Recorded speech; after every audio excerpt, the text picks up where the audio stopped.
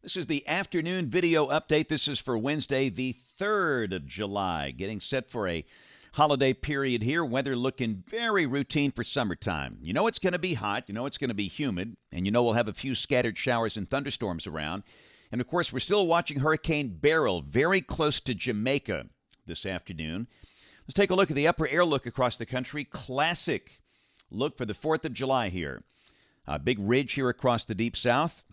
The mid-latitude westerlies, the jet stream on top of the heat ridge. And down below the heat ridge, we have some tropical action. But again, visible satellite view showing a partly to mostly sunny sky across the state. And a few of those cumulus clouds have popped into showers, mainly over the southern half of the state. That's the radar composite. And you can see a few scattered showers, mainly south of US 80, south of Selma, Montgomery, Auburn, Opelika. They're gradually moving to the north very slowly, and additional showers could pop up elsewhere for the northern half of the state, but probably not that many. Showers should be fairly isolated through the evening hours. We think they'll be a little more numerous tomorrow and especially on Friday. Heat levels, not that bad. Look at East Alabama again today. We've got 80s, below average. Center in Cherokee County, 85. That's really good for the 3rd of July. Anniston, 87. Birmingham at 91. We note some mid-90s over on the western side of the state.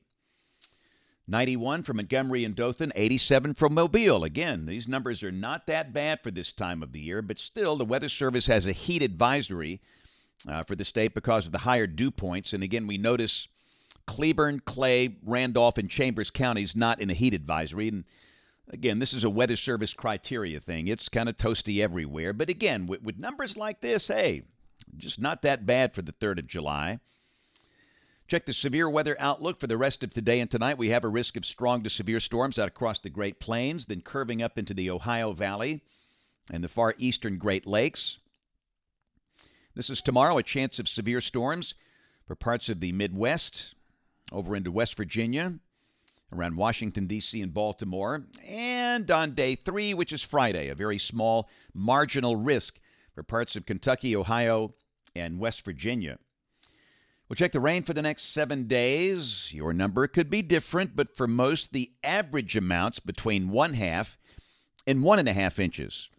And I think we'll probably see the coverage of showers and thunderstorms peaking on Friday and Saturday, then maybe decreasing again for Sunday and Monday, but still pretty standard summertime stuff here. So in the tropics, we have Hurricane Beryl and a tropical wave coming through the Windward Islands. Other than that, it's awfully quiet across the basin. In terms of that wave coming through the Windward Islands, again, a lot of people had concern this would blow up and explosively intensify like Beryl, but no, there's a lot more to it than, sea surface temperatures. And in this case, this probably won't develop, at least for the next 7 days. The Hurricane Center giving this only a 20% chance, because of dry air surrounding the system and upwelling from Beryl, which passed ahead of this thing. So again, for now, it doesn't look like a major problem. We'll focus on Hurricane Beryl. This thing is slowly winding down, spinning down, but it's still a very formidable hurricane. And you can see that the center is just south of the southeastern corner of Jamaica. You can kind of see the outline of the island there in that imagery. The sustained winds have decreased to 140 miles per hour. And obviously, the eye is ill-defined and there's restricted outflow, which means there's westerly shear going on here. And there will also be some disruption, of course, from the island itself. There's some pretty good terrain on that island. But still, it's going to be a very rough ride for Jamaica for the next several hours. So here's the official track from the Hurricane Center. They bring it into the Yucatan as a hurricane late tomorrow night, early Friday morning. Then it weakens to a tropical storm after passing over the Yucatan, then strengthens again to a hurricane before making landfall near or just south of Brownsville, Texas, the southern tip of Texas. And there's a look at the intensity forecast along the track, and you can see this is expected to be a minimal hurricane at the time of landfall near Brownsville, Texas, a Category 1 with 75-mile-per-hour winds, a minimal hurricane. And again, the benefits could really be pretty good here for South Texas. This could bring some very beneficial rain to parts of the lower Rio Grande Valley. early next week, and then maybe that deep moisture curving up into parts of central Texas as well. And again, we stress all of this, of course, will be well to the south of the central Gulf Coast. By the way, this is the ATCF set. And again, agreement very good. You got a few outliers, but it looks great. The NHC track looking good. This is the wind guidance. And again, consistency is getting better. Still kind of a spread here, but again, most likely this will be a hurricane as it moves into the Yucatan with maybe 90-mile-per-hour winds late tomorrow night, early Friday. And again, I guess the tricky part of this forecast, it's the intensity forecast coming through the southwestern Gulf. But again, for now, based on the environmental conditions, the Hurricane Center believes this will be a Category 1 when it comes in south of Brownsville, late Sunday evening or Sunday night. And the only issue for the central Gulf Coast with this, Gulf Shores, Destin, Panama City Beach, rip current danger increasing Saturday and Sunday, and probably Monday. So if you're headed down to the Gulf Coast for the weekend, be aware and watch for the flags. But the rip current danger will likely be high on the central Gulf Coast because of the churning from this thing Saturday and Sunday. Let's go through the dailies. Model fans. This is the GFS, the 12Z run, valid tomorrow afternoon at 4. And you can see the trough that's coming through the northern plain states. But the ridge stays in place here. And again, partly sunny, scattered showers and storms around. Highs up in the middle 90s.